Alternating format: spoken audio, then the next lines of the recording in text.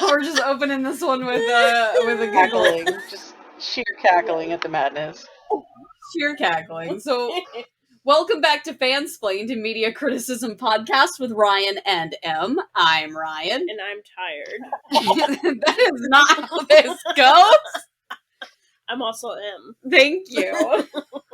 In this episode, we're once again finally back into the MCU proper with the fallout of Phase 2, this time with the Netflix universe of Hell's Kitchen and Daredevil Season 2. Yay! Yay! So as you can probably hear back there, since we're back on our Daredevil kick over here, our friend Molly is joining us for our review this episode. I'm back on my bullshit. Hell yeah. She never left. I never left. You absolutely never left. No.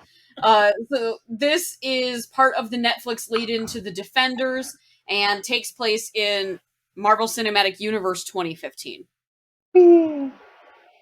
Because we're finally getting to the years are going ahead of the actual timeline part of things. So Daredevil Season 2 was once again produced by Marvel Television and Netflix. It was released in March of 2016, so this Daredevil versus the Punisher thing came out at the same time, or like just a couple months before both Batman versus Superman and Captain America Civil War. So apparently 2016 was just the year that everybody fought each other. Hell yeah. Yes.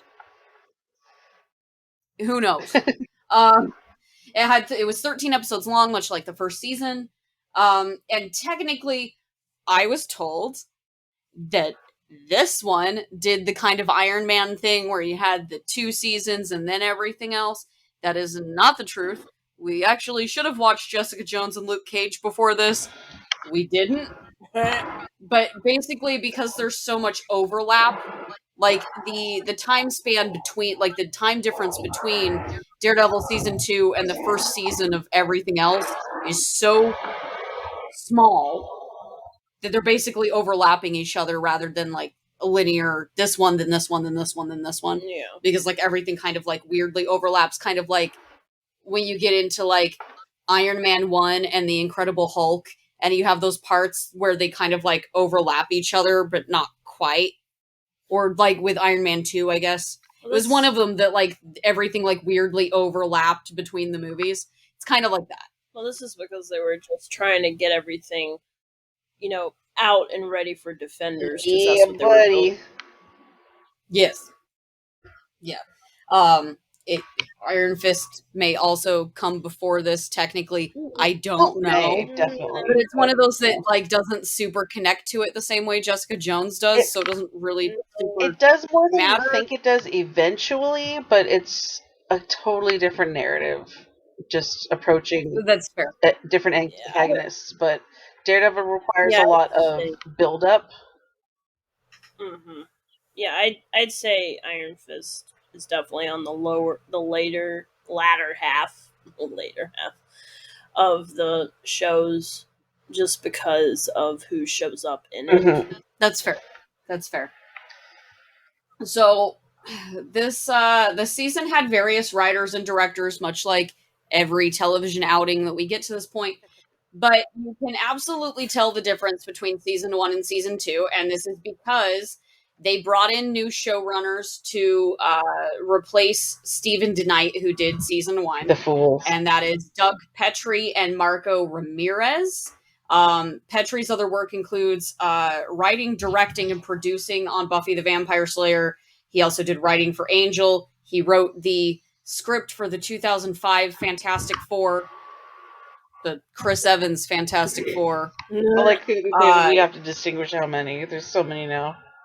I know. True Four. Calling, the TV show True Calling, and then he also wrote some parts of American Horror Story Coven. Then you also have Ramirez's other work, which includes Sons of Anarchy, which makes sense considering what we see this season. Yes. He also did two whole episodes of Orange is the New Black. Good for him. Da Vinci's Demons. He also did the writing on the Defenders, and the new Twilight Zone. I thought you were going to say the new Twilight. I was like, no. Yeah, there was Is one it that was out in like 2019, 2020-ish. God, I totally forgot about that. Yeah. It got buried in all of the mini shows I was trying to watch during that time, I think. Yeah, I mean, like, they theoretically, this is another one of those where they say that they wanted to do one thing, and I would argue that they didn't necessarily do the thing that they claim that they were trying to do. Because You don't say. they're basically like, I mean, I'll get to the quote in a minute, but basically they were like, they were worried that both the Punisher and the Elektra narratives were going to overpower Matt's. Well, Spoilers. golly, I wonder why. They absolutely do that. They do. Frank's less so than Elektra, to be fair, but It's because the Punisher's so intrinsic to Daredevil lore. yeah. And then they're like, but we wanted it to be a Matt story, so we built it like one. I'm like, did you? Yeah, Did you that's an though? interesting statement to make. Yeah, they said Mm. I have questions because they said it could easily become the Punisher story or the Elektra story that Matt cameos in, and not vice versa. Spoilers, it's exactly that. So we built it like a Matt story in terms of what we wanted to put him through, where we wanted to get him, and by the end of the season, or where we wanted to get him by the end of the season. I can read words. We wanted to fuck this young and man we wanted up. to have him learn about himself, and we used Elektra and Frank, or we used an Elektra and Frank story throughout to get him there. Allegedly. I mean, I would say that the Elektra story kind of railroads you into getting to that point, I guess, because it really comes out of nowhere. It interrupts the narrative. Like, if you had found a way to infuse these two narratives in a way where they actually felt infused, I don't think I'd have as much of a problem with it. Yeah. But they don't feel like that. They feel way too separate, and it's constantly like, Matt, you have a fucking job. You have a job. He knows the entire time. You're a lawyer. That's what makes What it are worse. you doing? That's what makes it even Like, worse, is that he knows. There were so many times watching season 2 where she was just Ryan was over here constantly yelling, "Where about your job?" Oh my god, there was one point I was rolling around on the floor because I was just so irritated at Elektra. Like, actually rolling on the floor. I know, I was like, I don't want to finish this. But that's kind of the effect that she has on not just Matt, but the entire story. She just takes over everything. Yeah, but I would also argue that half the time, like, they really wanted her to be like this cool, deep, whatever character, and I'm like, you were really confused about what you really wanted her to do, because I don't feel like you cared enough about her motivations, because they're there, but then sometimes the motivation is literally nothing but I'm in love with you, Matt. And I'm like, are you? Were you? I don't see this. I see that you were in love with corrupting him, and I see that you were in love with beating the crap out of people and or murdering them. Oh, yes. But I don't see it. She was in love with the idea of Matt.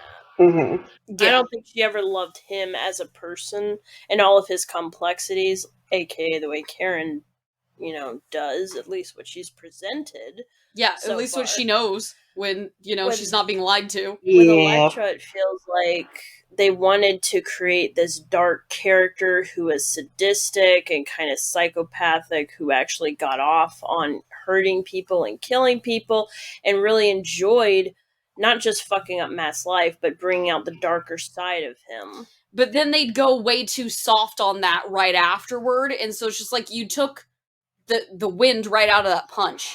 Like, it would have been much better if you had kept that mark and you stuck with it, with her character throughout, because then she would have actually made an interesting antagonist.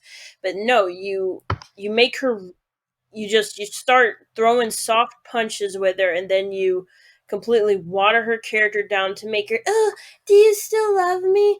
And I'm like, no, because you're irritating and annoying and whiny and selfish and a bitch, and there's literally nothing about you that's actually likable. But I enjoy that. And now suddenly she's super important and nothing but a plot device. Yeah. Elektra's wildly irritating to me. I'm not. She is. I'm not shy about this fact. I think I felt this way ever since I watched season 2. That a lot of other people seem to like her, but for me, in general, I just never liked her character in this at all.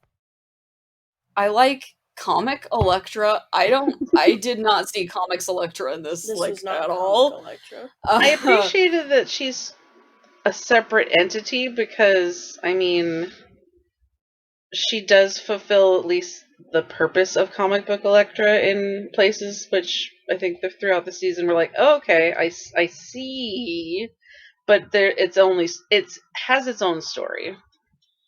Yeah, it feels entirely separate from everything else going on. Yeah, it does definitely go a different direction than what you're expecting, and I think that was what they were shooting for. I mean, yeah, I feel like a lot of this was them being like, but we made too much of this about Elektra. We have to water this down now. And you can kind of see that, and it's like, well, yeah, but you didn't really do that in a way that made sense. Mm-hmm. No. It's like every time Frank is involved or it's Frank's story, the season is great. And then she'll immediately interrupt it out of nowhere. God, why? I felt like narratively, though, as far as their reasons for being merciless killers, at least, like, for Frank, it was a weird kind of catharsis and, like, reason for living. Yeah. Versus, as far as Elektra goes, it was just the thrill. It was just for fun. Just a thing she enjoyed. Yeah. And I mean, both of them are super duper shocking and unacceptable to Matt. But yeah. But I find it funnier that he pushes back harder on Frank than he does Elektra. I think it's because he sees at least Frank being rational in that light.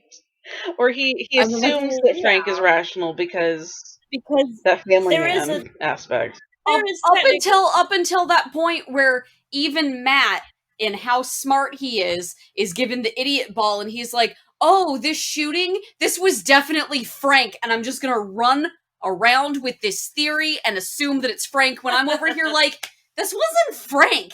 And like, M's over here like, you don't know that. You don't know that. They haven't said anything about this yet. I'm like, it's not Frank. Based on XYZ, it's not Frank. Like, they've literally told you this I don't know how many times, and I don't know why Matt, of all people, is one that's like, Frank did this. I'm like, Matthew. It's because, one, I was trying not to spoil you. Yeah. Okay. I knew it wasn't Frank. But also, too, it was funny to see you flail around about it. I absolutely knew it wasn't Frank. I was just, my theory was, mid-watching it, that it was actually going to be the assistant DA because he wanted Reyes' job. I was kind of hoping for that, but obviously it wasn't that. But I was kind of hoping. They're not going to go that direction. It was pretty corrupt, but yeah. They still have to tie it back to Frank in some way. Mm-hmm. Yeah, but I knew that it wasn't Frank. Which, about Frank, where Elektra is just, killing people for funsies and going around playing at being a mercenary. She's not a mercenary. She's playing at being one. Mm-hmm. Frank actually does have a kind of... He has not just a code, but a kind of rationale to everything he's doing. Mm-hmm. Even when he starts roaring around and shit. He does have a code, and that's the problem with Elektra, is she doesn't have a set of goddamn standards. She doesn't. And that's what bugs me. Yeah. Frank, at least, he knows what he's about. He knows what he can find acceptable, what is unacceptable, and whatever is unacceptable, you're going to get a metal bat to the kneecap. Heck yeah. At the very least. At the very least. So I find it very funny that the then Marvel Television president, his name is Jeff Loeb, he said that Elektra had a very clear and self-motivated agenda, and I'm like, what was clear about her agenda, actually? Ruining Matt's life? Yeah. Except that then they just didn't make that a thing, and then she was like, but no, I want to be in love with him instead. I want him to accept me. He makes me feel good. No, her motivations were not clear because they muddied them by the end. That was... At best, like I said, she was in love with the idea of Matt and the idea of being seen as good, and I think that's what she was in love with, not actually Matt or the life that he would have even wanted to have with her. But again, this is that problem where we come to having to rationalize more than the show I does. know. I'm putting more effort into your characterization and script than you did, sir. Yeah, like he said that she challenges Murdoch's own agenda and, quote, the quest for justice. Who are you doing this for? Why are you doing this? What's the end goal that you're trying to achieve? She doesn't even do that until, like, maybe the end. But the thing is like, okay, so the whole point of Elektra is to make Matt ask us about himself. Why are we not asking these questions of Elektra? Yeah. Because we never find this out. We don't know why she's really doing this other than she enjoys it, I guess, sometimes. What is your end goal? She absolutely did not have one. She doesn't have one. Who are you doing this for? We don't know, because sometimes it's Matt, sometimes it's herself. Most of the time it's herself, but she says it's for Matt. I do what I want! That's her, in a nutshell. They act like it's not a contradiction when it's absolutely a contradiction. But when you get into the problem of how contradictory, like, the plot elements of season 2 are, where you have these two very clear different storylines between, like, the Hand and the Punisher. Yes. Part of this I attribute to the drama going on behind the scenes, because reportedly, and this is, reportedly, hashtag allegedly, Jeff Loeb, only. It's also Jeff Loeb's fault that this is such a mess. Surprise! I'm surprised. Shocked, Kel's surprised. So there was originally backstory created for both Nobu and Madame Gao, which would have been great because Nobu was such a big deal in the first season. Yeah. And you bring him on, and he's kind of like a cameo for a couple episodes, and you do nothing with him. Really, literally nothing. It really sucks. But this was ultimately dismissed because, of course, it was. According to Peter Shinkota, who plays Nobu, and he said, I quote, Jeff Loeb told the writer's room not to write for Nobu and Gao, Shinkota said.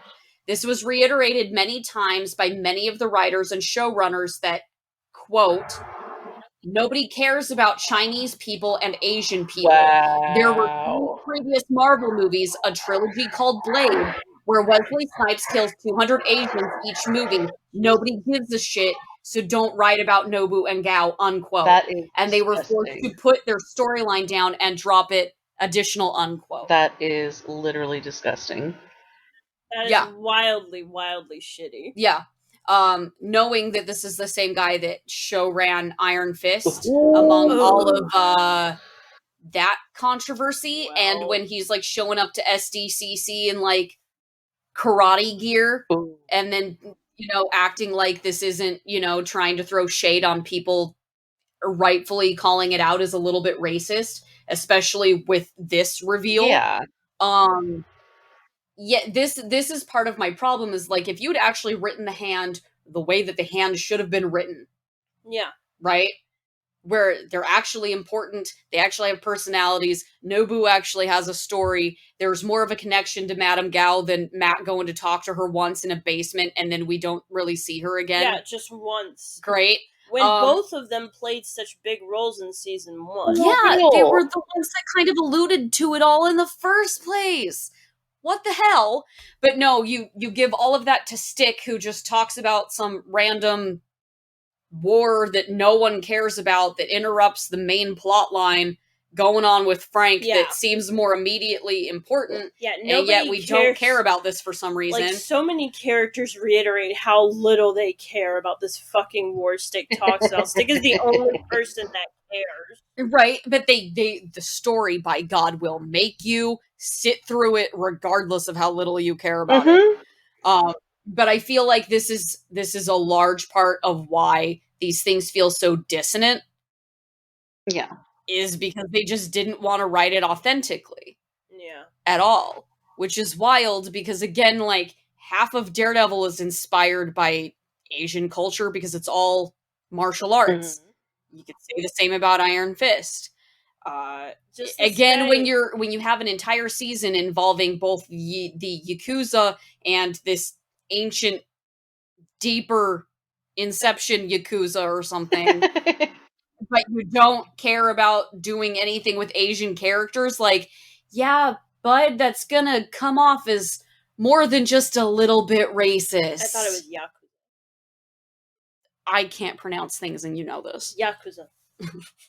You know Yeah. I can't pronounce shit. But yeah, I'm just imagining this guy sitting there on his big fat white ass, just going. Please don't describe that. Yeah, I don't care about Asian. Like, why bother writing Asian people? You know, we're just gonna take all their martial arts and culture. We don't need to actually have any Asian people here. God, this explains so much about everybody's beef with Iron Fist. Like, it really does. That's the whole attitude and vibe that I'm feeling from those statements. That it's just so gross. We're all very lucky that Loeb is not still in charge of Marvel Television, because holy shit. Thank God.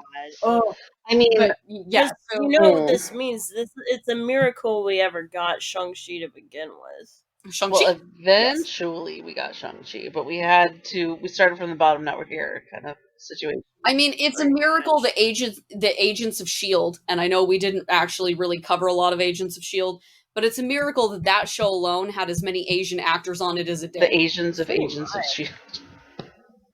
Yeah, pretty much. Sorry. It was the only show that was really allowed to give a shit about it as main characters rather than just people we threw in the background to, like, get their asses kicked. Right.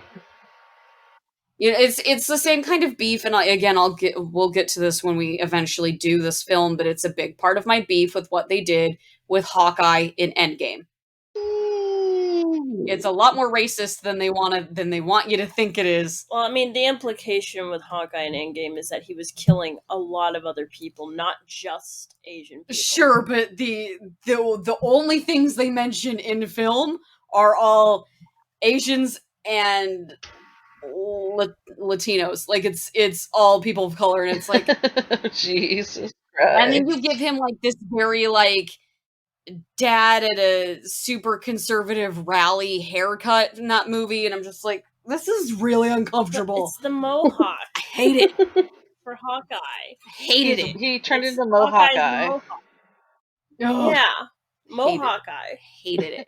Anyway, we're not really big fans of the writing, even if you can see where they were trying to get to things. The only thing they didn't get there. The only solid writing that I feel happened this season was in relation to Frank. Yes. I was going to say, come on, you can't throw the baby out with the bathwater. No. Frank is the Punisher part of the season is far and away the most solid part of it. Yes. What they did with they managed to bring in Frank Castle in a way where he was stealing every scene he was John in. Bernthal just killing it. Yes. Well, and like you ruin your core relationship in this season so hard that the chemistry between your side character and Frank is more intense than it is between your primary characters. Like immediately absolutely intense, like, sizzling. Yes. I mean, it's why they had to ruin it, but because it was too good. It was too good of a good thing. It was too powerful. Too much of a good thing. It was too powerful a ship. We have to sink it now. I can't go back to jail. The joke's too funny. The ship's too strong. We did that reference many times. Many times. I can't go back to jail. You go back to sexy jail right now, Frank. I can't go back to jail. I'm too hot. You're too hot for the masses. You go back to sexy jail right now, John Bernthal. Bonk with the sexy bat. Yes. The horny bat. Bonk.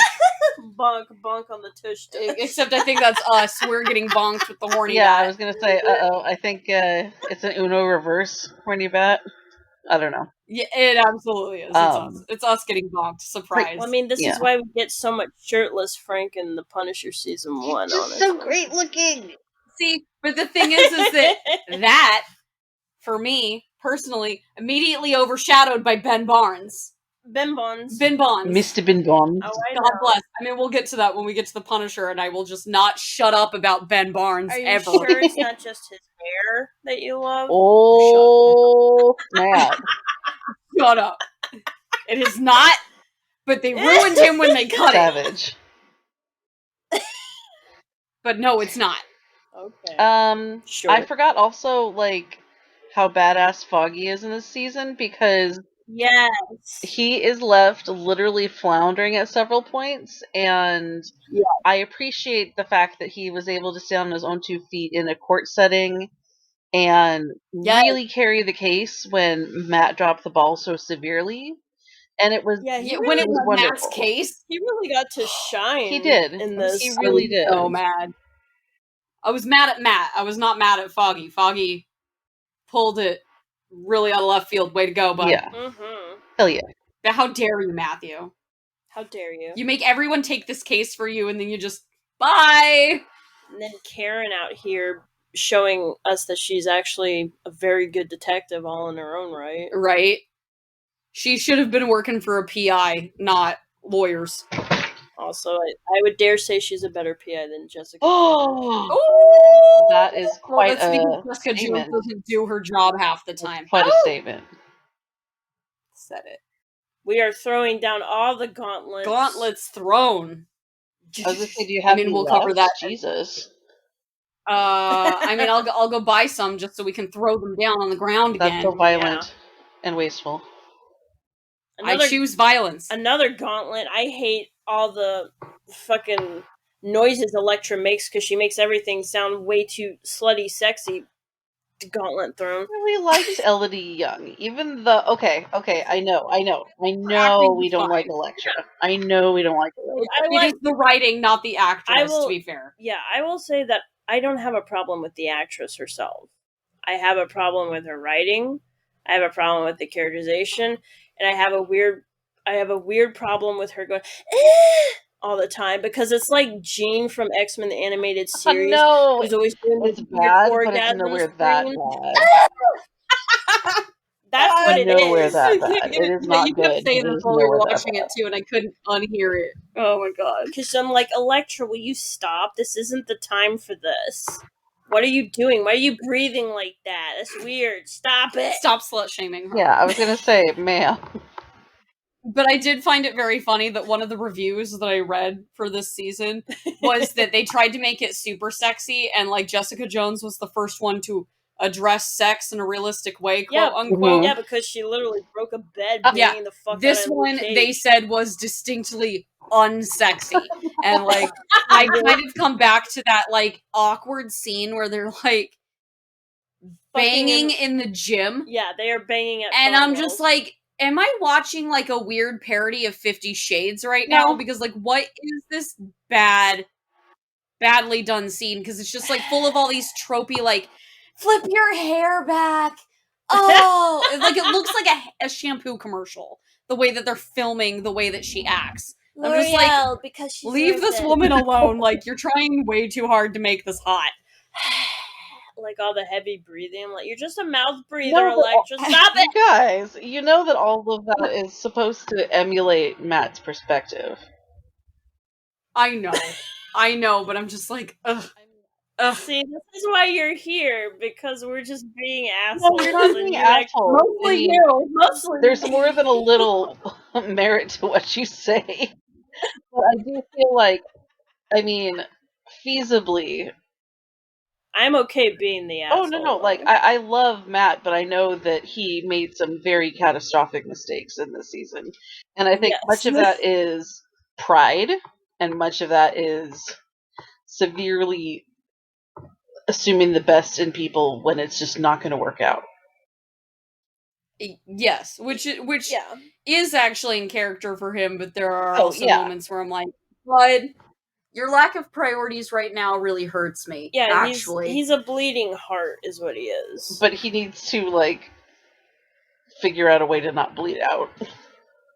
Yeah, actually that is correct. Yes. That is correct. Okay, so we are to the summary. Who wants to actually do the summary for this season? I wrote.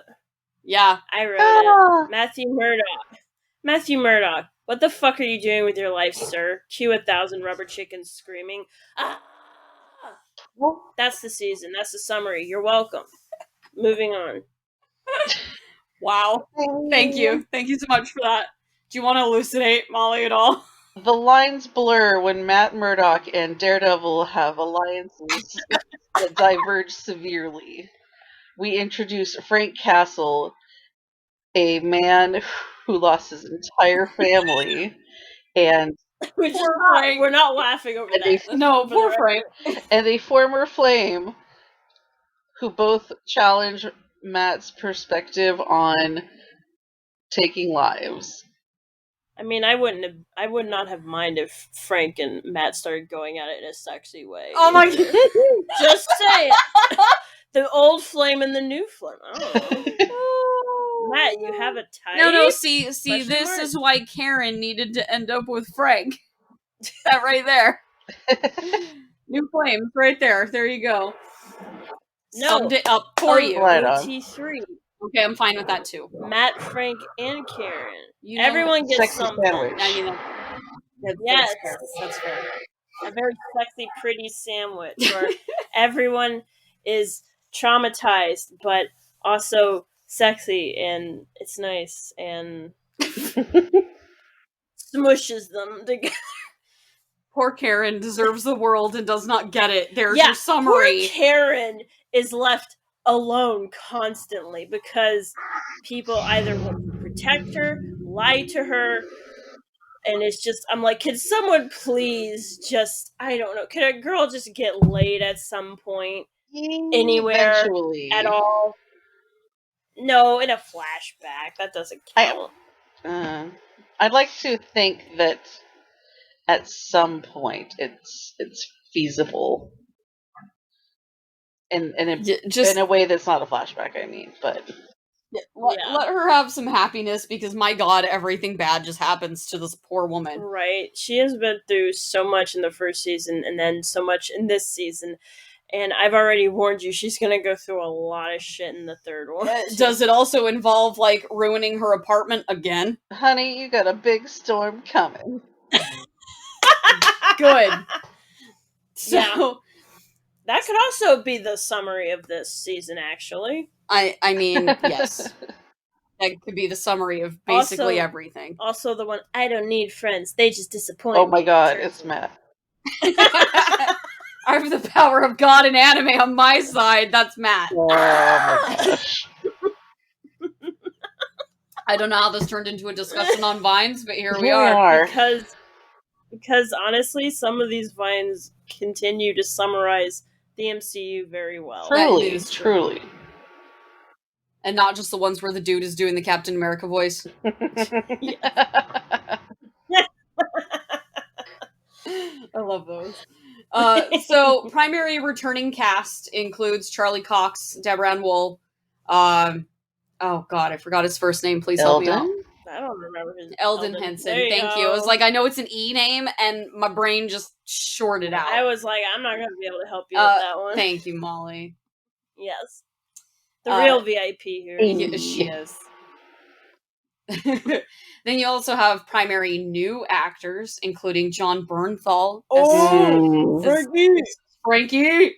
Elodie Young as Elektra, who we kind of covered a little bit.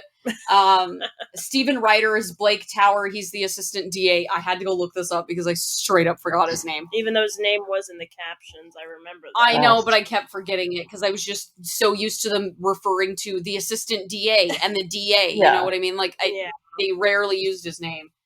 And then you also had Michelle Hurd as Reyes. She's technically returning from Jessica Jones, but she's new to Daredevil, so it counts. All right.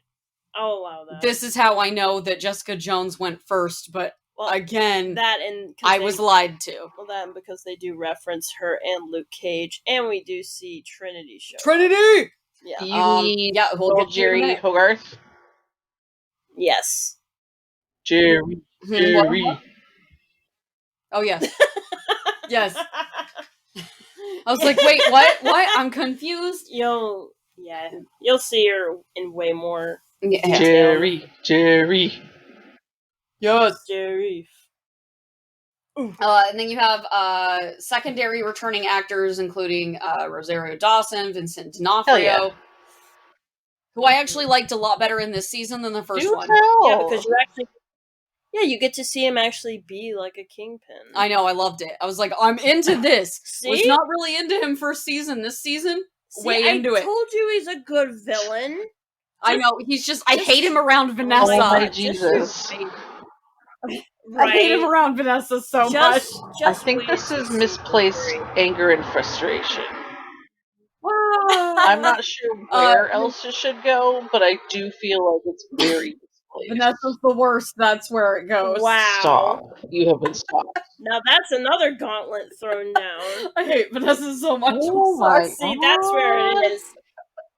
You don't hate Fisk, you hate Vanessa. I do. I don't like Vanessa, which is awful of me to say, but I don't. I still don't understand. I just don't understand. I'm like, girl, he's awful for you. Please run away. So that's why you hate her? You hate her because she's elegant, beautiful, and wonderful, and cultured?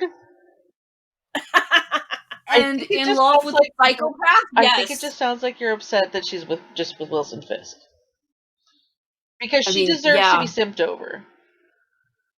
Okay, but not by him. No, well, stop shaming her. I will shame her all I want. He's a psychopath. But I can't shame Elektra. Okay. Oh, she is. Wow. I see how throwing gauntlets at each other now. Ping, ping. Good Lord. So then we also have Royce Johnson as Mahoney. Yay. You have Jeffrey Cantor as Ellison. Yay. Scott Glenn as Stick. God help me, why? I mean, you saw him in Science of War. You know he's a good actor. I know, if I dislike anyone, it is Stick. Because he's a child abuser? But I did not. Question mark? No, there's no question mark there. That is straight up a fact. Well, you forgot Mr. Crab. Did I? Yes. Oh, Clancy Brown. Oh. Yeah. Why is he Mr. Krabs? Who was he again? Molly, who was Schoonover was the general overseeing... Yeah, bad guy, yeah. Why is he Mr. Krabs, though? Because he's the voice of Mr. Krabs. Really? SpongeBob. Yes! Krabby Patty! He does a lot of voice work for cartoons, actually. I didn't realize he was actually really Mr. Krabs. I thought you guys were making a joke. No! No, that's why all during his scenes we kept making SpongeBob jokes, like, you'll never get the recipe for this Krabby Patty. You know what? Fight. You guys don't need a background to have jokes. However, it made sense at the time. It was just a random thing, but... Surprise. Surprise. Surprise. And then we also have Peter Shinkota returning as Nobu. Yes. Poor Peter. He was pretty badass in the short bit that he was there, but yeah, that I'm super disappointed to hear. Like, they're just like you get some really solid Asian actors, and this is how you treat them, right? Yeah, that's some bullshit. God, and then you have secondary new actors, the one we just mentioned. Yeah. And Ron Nakahura as Hirochi. Mm. And then cameos include Ron Morgan as Turk. We covered that in season 1. He just keeps popping back up. He's like Claire, you know. All those two characters are pretty much in every MCU Netflix show. Pretty much. Carrie-Anne Moss as Jerry Hogarth. Jerry. Also returning from Jessica Jones. Wai Ching Ho as Madame Gao, and then Kevin Nagel as Roscoe Sweeney, who gets his ass kicked, and it's great. Yeah. Good. The 1 point Elektra had, I think. Yeah. That dude deserved it. Oh, also, I just freaking love that Let's Make Matt Young by just having bangs and having Charlie Cox be very Scene Kid bangs. Yes. He's verging on some Justin Bieber hair. Have you noticed that they do that with almost every Marvel character? That if they want to make them look young, just give them bangs. It's less expensive than de-aging them. They did it to Florence Pugh too in Little Women. They just gave her bangs. So yeah, and she did actually look very childlike, so I mean it worked. She's got a baby face in the best kind of way. Yeah. I mean, like half of the actors in Dune Part 2. What's up? Oh, Said it. Except giving Christopher Walken bangs does not have the Well, same no, that's not effect. that'll only take like off like 10 Walken, days from but- Christopher Walken. Correct with Timmy. Correct with the Zendaya. Correct with Flo. Yeah. I would also say it's probably correct with Lea Seydoux if they really wanted to go there. Lea Seydoux. Mm-hmm. This is not a Dune podcast, but every podcast is a Dune podcast in my You're house. just keeping it spicy. Too much. Hey, We make everything spicy here. what's up? So the director of photography, I actually have one. For this one. He's the one that's in charge of all the cinematography. That is Martin Algren, and his other work includes House of Cards, the U.S. one, not the UK one. Blind Spot, Altered Carbon, Nosferatu. I know how you say it. It's just the one that's spelled like a license plate. It's Nosferatu. I know that it's Nosferatu, but it's a awesome license plate. It was awesome, god damn it, and you still need to watch it. I know. I was just saying it that way because it's a license plate, and I was trying to tell you that it was a license plate. I've watched it. I know it's a license It is. plate. Okay, but people listening might not know that. Okay. Anyway, go on. Wow. And he's also doing current work on Netflix's The Three Body Problem, which is one that we heard about a little bit ago. It's like this weird sci-fi one. It has Benedict Wong in it. Ooh. Oh. So Makes my Law and Order heart go actual pitter-patter. Uh-huh. Mm. But also it's if I remember right, it is like a Chinese novel that's being adapted. Oh. I think. Don't quote me on that. I'm pretty sure it's an international novel. I believe that it was Chinese, but I could have my wires crossed somewhere. Wait, is it BD Wong? Oh, that was wait. on Law and Order? Yeah. Yeah, we're talking about Benedict as in Doctor Strange. He's still cool, though. Yeah, I like actual that guy. Wong. I'm sorry. Yeah. I mean, I love Yeah, both they're of them. both I just terrific, don't- but no, my first thought was BD Wong for... Law and Order. Okay, yeah. now see, put them in the same thing. Ooh. Oh, wow. There you go. Put them in the same thing. That'd be and- rad. That would be Put rad them as in the hell. same thing, and I'm like, ooh. I'm the Mr. Darcy meme. Like, Yeah. ooh. Double Wong. So, really, the only other notes that I had with this is that due to like the way that they like set the story up this season.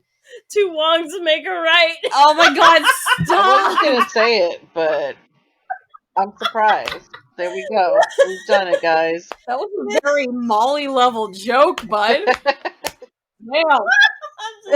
Proud of you, son. Thank you. She's very proud of herself. I learned from the That's best. my boy. The show removes a lot of the noir aspects because of the way that it handles the hand, and it's kind of like we're trying to make this supernatural, but Yeah. not, because we're still in this era of MCU TV is not allowed to have magic in it, even though we have a blood coffin that, can raise people from the dead or whatever. Well, to be Just fair, holistic medicine. Blood jar. It's a jar. Blood coffin, blood coffin, blood coffin. That's too metal. We can't do that. Blood coffin, blood coffin, blood coffin. It's pretty but much... like the Frank stuff is still appropriately It's noir. a step up from essential oils, guys.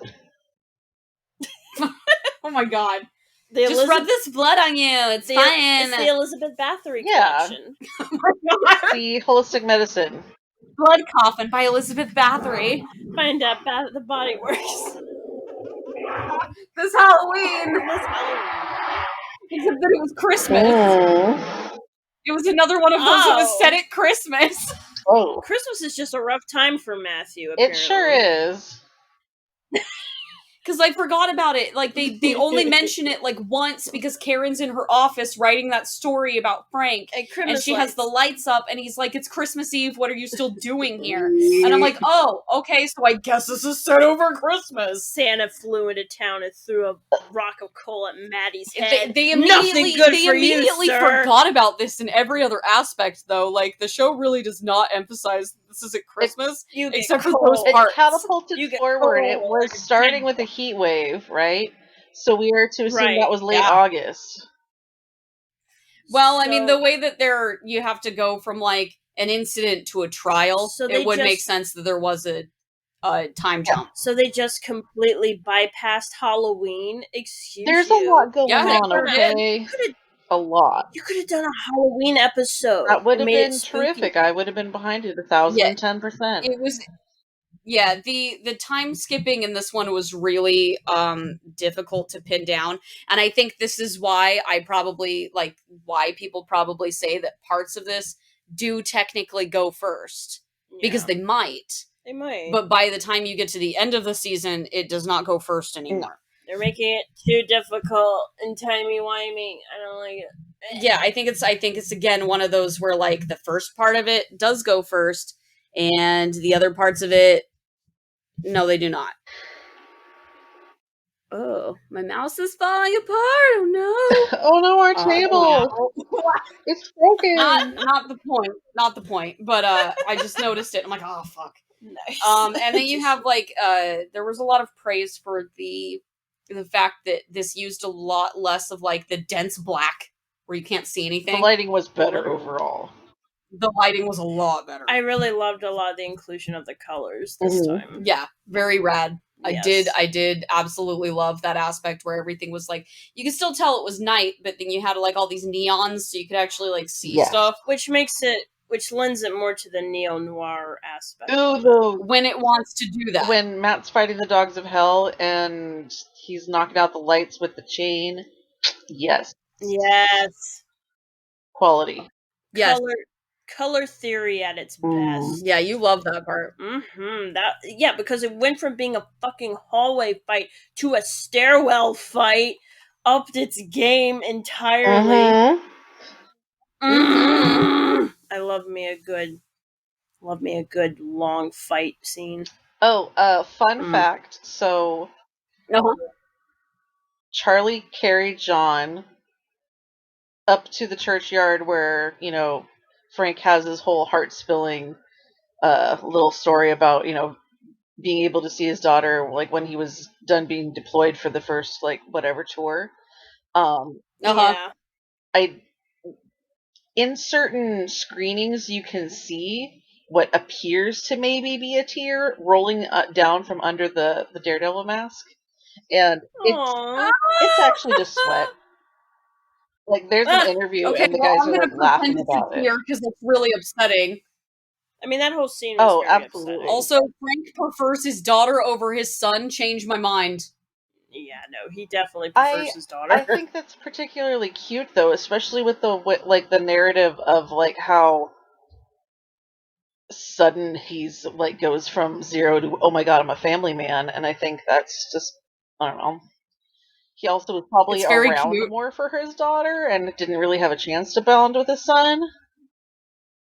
It's fair, but I just find it really funny that every time he tells stories about his kids, 90% of them are about Lisa. They are not about Frank Jr. Yeah, because despite the fact that the kid is named after him. He just talks about Frank Jr. irritating. Yeah, well, there's one point where he's like, the boy. He didn't even get a name. He's just like, the boy. And he mentioned him, and then he just went back off on his daughter again. I'm like, Frank. But it could be that he can't even bear to, like, he wasn't even there enough for him to, like, bond with. And I almost feel like, which is worse? You have all these gorgeous memories of raising your daughter and all this missed time with your son. That's a good point, actually. No, I which I get. Yeah. Fully get. I just find it is pretty damn funny, though. Absolutely hilarious. It's like, Frank respects women in this house. Oh, totally. But also, it's like, Frank is drinking strictly respect women juice and coffee. Yes, he is. Maybe some of the coffee is respect women juice. It's a creamer. Okay, yeah, that makes sense. Calling everyone ma'am.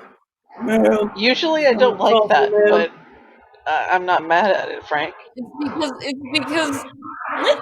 It's because it's not coming from like this weird like snide man. Yeah. No, it's a sign of respect. Straight up, like, you can tell that it's very respectful. Also, I just want to say that the way he talks up his wife in these stories, it is not even remotely what we get in The Punisher season 1. It absolutely isn't. Also, they changed the actress, and I find it funnier that the actress in this one that plays his wife in like all the photographs or whatever. Had a really bad dye Blonde. job. Had a really bad dye job, but would have reminded him of, or Karen would have reminded him of his. Of I his felt wife. like that's what they were going for, hardcore. They really were just like, hey. But then they get rid of that in The Punisher because Maria doesn't look anything like Karen anymore. But a little thing that I did notice is that the blouse that Karen is wearing, like in the first episode, the blue and white blouse, yeah, when she first meets Frank, it very much resembles the fabric of what his wife keeps wearing in that same flashback, that dream he has. Oh my god! My heart. You're welcome. Oh no! You're welcome. Now you'll notice. See, this is what happens when you make everyone gun too hard for the thing that you were trying to make like a side fling. Not even that, really. It wasn't even that. But their chemistry was so intense that it's like, oh. And then you just see all of these things pile on, and it's like, you made this more important than you realized. But we'll get to that when we get to The Punisher, because I have those feels about a lot of things with The Punisher. I just wanted to point it out so everyone knows. And I'll point it out again in Punisher Season 1. Good. and you can see for yourself when we go back to it. Yes, up to this point, I had only seen The Punisher by itself. Now you have I hadn't seen any of the Daredevil stuff, so I didn't have any of the context. Congratulations, now you have context. It hurts. Now I have context. So, we have some, like, very faint connections back to the MCU, even though, again, this one is canon, Agents of S.H.I.E.L.D. is not. But, one of the main connections between this and the larger MCU is the Dogs of Hell, which actually did show up first in the one good episode of Agents of S.H.I.E.L.D. that we didn't get to, which is the one with Lorelai and Sif. And Lorelai basically, like, because Lorelai, like, her thing is that she can control minds, but only if they're dudes. Gross. Yeah, she can basically control men because she's so siren songy. That's how Lorelai mythologically kind of works. Hey. Which is why they did that. But basically, she coerces the Nevada chapter of the Dogs of Hell to basically, like, be her bodyguards against Sif. Cute. Wow. It's the same gang, they're just in Nevada. And then we all go kill them, beat their asses in Daredevil. Yeah. But the New York chapter, and I think they mentioned one in, like, oh god, like the Midwest somewhere, but I forgot where it was. Of course, they're in the Midwest. Yeah, there were, like, multiple chapters of them, but yeah, like, the Nevada chapter is the one that's in Agents of S.H.I.E.L.D. in the one good episode that I really, really love from that season. I just couldn't make it. No, it's fine. I might just show you that one on its own, because it's good. I just don't like a whole lot else, but I like that one episode. Then you also have Roxxon, which, again, I would not have noticed as much if we had not watched Agent Carter. But first. Yeah. Now I just see it in everything. Yeah, doing Agent Carter right after Captain America, we have noticed Roxxon coming up in pretty much everything. It's because they didn't have an Oscorp to name drop every 2 seconds. Yeah. Let's be honest, that's why. Because some of these absolutely would have been Oscorp had they been able to name drop. Oh, for sure. But now you have a Wish brand Oscorp.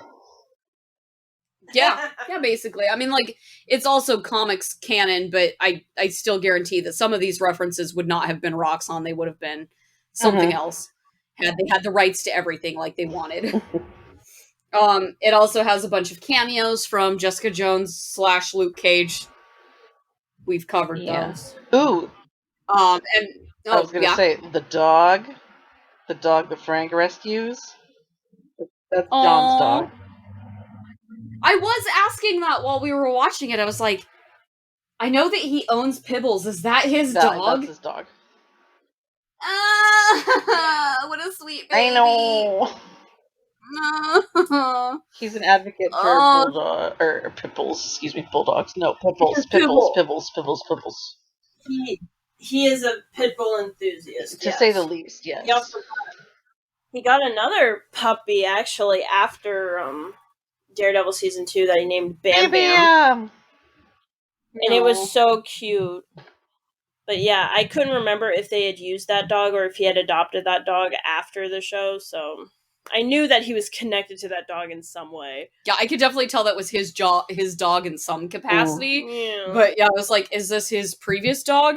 Or is this one that, like, he just connected with it on set and they just let him adopt it? So Yeah, the basically second knowing that. or third most character chemistry that Berthold has Yes. in the show. The doggo. Because with that context now you understand why that dog was freaking out seeing him all tied up and bloodied on the Oh, no, that's upsetting! chair. Now you know. Upsetty spaghetti. This you continue to hurt me more and more with You're this. welcome. One Yes. more Frank thing that makes me sad all the time. They Yeah, go okay. out of their way to say how hot it is at the beginning of the season. Frank is walking around in a coat Yes. because he's not yet acclimated to New York heat because he's used to Middle East heat. Yeah. So he But still also has to wear a coat because he's cold. But also you see him in that fucking van where he's trying to like sew himself up and he's just buckets of sweat pouring down his face. And then he just wraps this thing. I'm like, Yeah, like he just wraps the gauze like And ineffectually around the room. I'm like, Frank, that is not enough gauze for Frank, like your that is giant not- cut on your arm. That is not a proper wrapping, sir. Well, he needs to dig in there and get the blade later. Avi. Disgusting. Did he actually plant that in there? Yes. Oh Oh yeah. Just gross. Frank, you fucking freak. Oh over yeah, here. he gets beat to hell and then some, like a drill to the foot. So many head I forgot. injuries. Like That is why he limps around. Yeah, That's because right, they he got took the like a foot. drill to his foot. bruh. But hey, he doesn't have that limp when he's killing all the bitches with the shiv in the prison. No, but he does. But he does have the limp when he first enters. Oh the yeah, prison. but he got better. Wild. He Very got He got better. He got better. Okay, so soundtrack, we've already covered John Pisano's work because he did season 1. You did note that you liked a lot of like the character themes that they added for this one, though. I think he really stepped up his game on this one because I've actually been listening to tracks from this season in particular, and the Dripping Chilies soundtrack, or the Dripping Chilies track, is still one of my favorite, and honestly one of the most beautiful things I think he's done. Was such a cute date, though, for as catastrophically awful and cringe.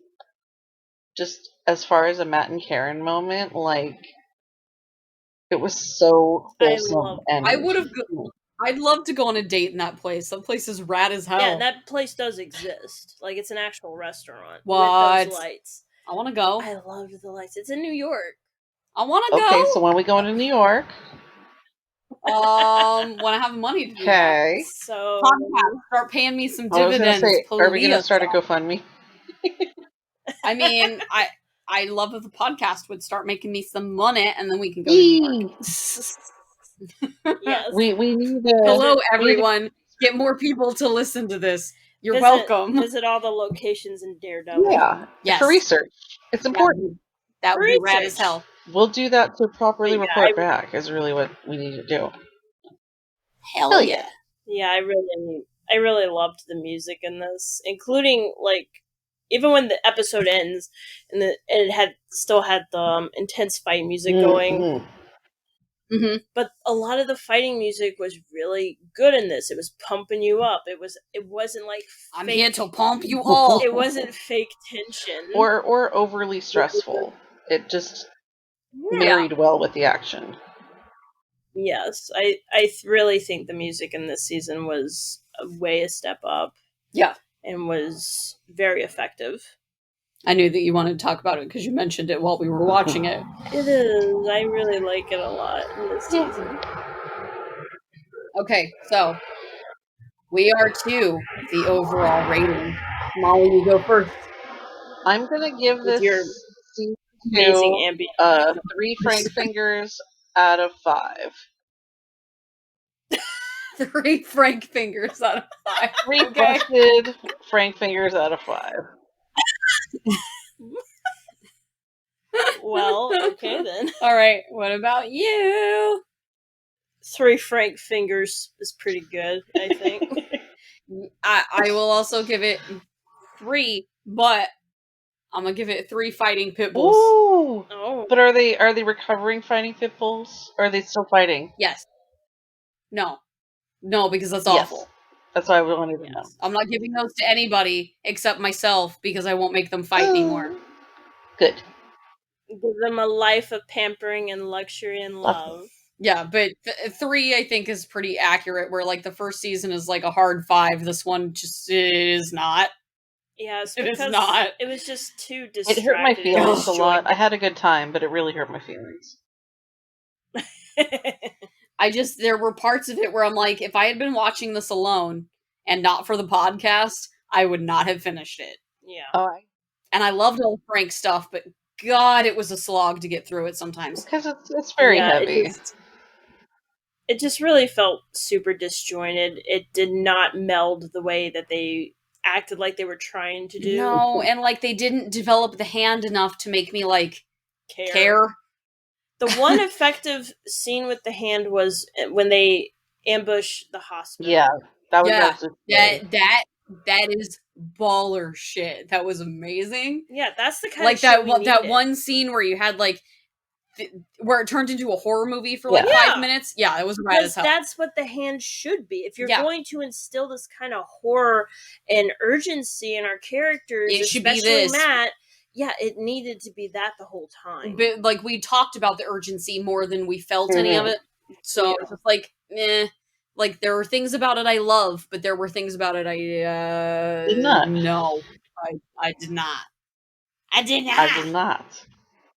I also love that it's canon that Frank and Stephen Strange both love the same song by Earth, Wind, and Fire. Well, You're I mean, welcome. honestly, that should have gone into MCU connections right there because It I should forgot. have. I forgot that you told me that was at the beginning of Doctor Strange. Yes, I remember. Pepperidge Farm fucking remembered. Well, when we'll bring Doctor it up when we do Strange- Doctor Strange. When Doctor Strange first came on, it opened with that song. I was Leo DiCaprio pointing at the screen like, that! That was me. That was in Daredevil! That's Frank! Is Frank gonna show up? No. oh man. Damn it! Spoilers, he did I don't not. think Steven can handle Frank. I don't think Frank would I want don't to put thi- up with Yeah. Stephen. I don't think Frank could handle Maybe it's just as Steven. well that they're staying on their separate sides of the universe. Frank is too small. Steven is too tall. The only crossover they have is Peter Parker. Oh, Yes. snap. You're welcome. I love You're welcome. I did You that. sure enough did. Ooh. I did. All right. So, thank you for listening to this episode of Fansplained. Connected by his web. Stop it! Every time I start, you interrupt it. Every time. Oh my You be on your god. toes. Oh my god. This is what you get for waking me up. To do that. Look, you knew. You knew what you needed to do. If you enjoy what we do, sometimes I don't know why.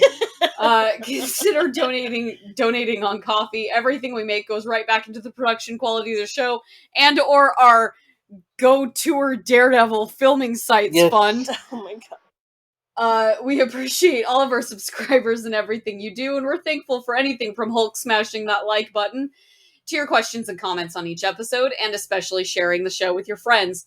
Honestly, like, please do. Please. Please do. Please. Thank you. Thank you. Sharing is caring. Sharing is caring. And Karen works at Nelson and Murdoch. Kind of. Not Not anymore. anymore. Kind of. Wow. Fansplained is a weekly media Deep cut. criticism. Wow, every time. Every time. Is a weekly media criticism and deep dive podcast, and one where we interrupt each other a lot. What's up?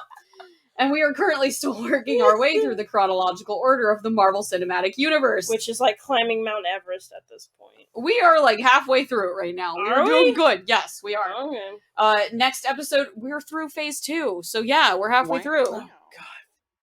Huh. We're done. We're on phase 3 right now. Oh, thank God. Next episode, we're continuing our detour into Hell's Kitchen with Jessica Jones season 1, which technically should have gone before this episode, but we didn't do it yet. So shh. We're rebels. We do Foreshadowing. We're rebel daddy. You can find our updates here on YouTube as well as on Twitter and Coffee at FANSPLAINED.